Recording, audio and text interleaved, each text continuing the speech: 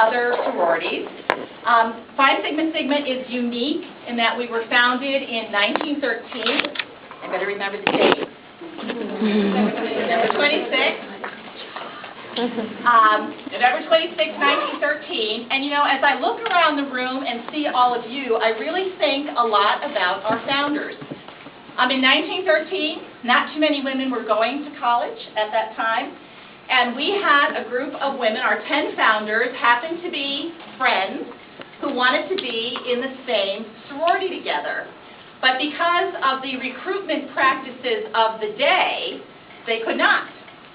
And so they decided, well, you know what, we really want to have a common sense of purpose, even though we are from different backgrounds and different religious faiths.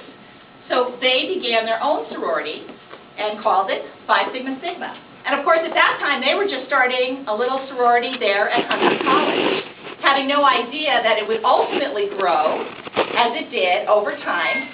And right now, we're very close to about 110 chapters, active chapters across the United States and Canada. And again, we were founded on what's known as a non-sectarian sorority, which means that it's not religious-based. All are welcome. We also, one of our tenets is local autonomy with respect to membership selection. So we empower our collegians to pick their new members. So that's something that we don't have a recommendation system like some other organizations do. We really want our chapters to grow and be strong on their campuses and make those very important decisions themselves. So that's kind of a lot about who we are. We cherish diversity, we cherish individuality, and we really want to create a welcoming atmosphere. That's what we're all about, is inclusion. That's one of our main core values. So that's a little bit about Phi Sigma Sigma. While Judith and I are past national presidents, we don't work in headquarters. Headquarters, yes, we do have a headquarters in Elkridge, Maryland, right outside of Baltimore. We do have a staff there, which is paid staff. However, the vast majority of volunteers in Phi Sigma Sigma are volunteers. So that means that Phi Sigma Sigma is my sort of hobby, maybe my full-time hobby. But for example, I work for the Congress. I work for the United States House of Representatives for the Committee on Ways and Means in Washington. Judith works for the Navy in Washington.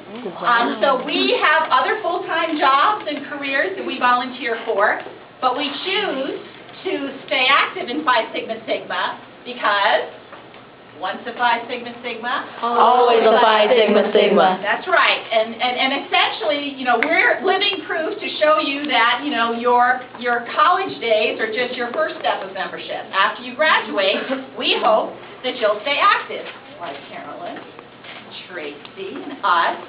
So it really is a lifelong commitment. And as you, in your days as collegians, I hope that parents, you're hearing about the fun.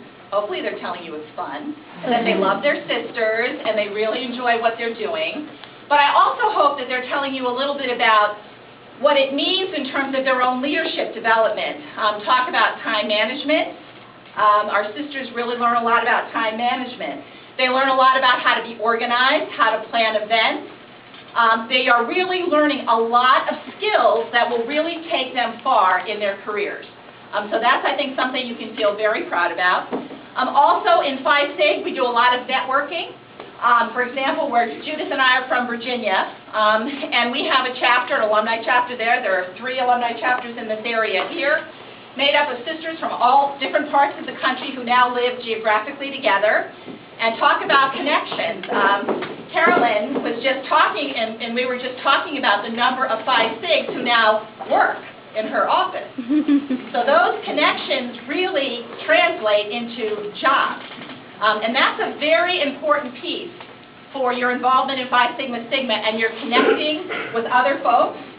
You have that connection which really benefits you. And trust me, I know when I interview for the position that I am in, I really want to know whether it's a man or a woman, if they've had fraternity or sorority experience, because I know they're going to come to me automatically with a certain skill set.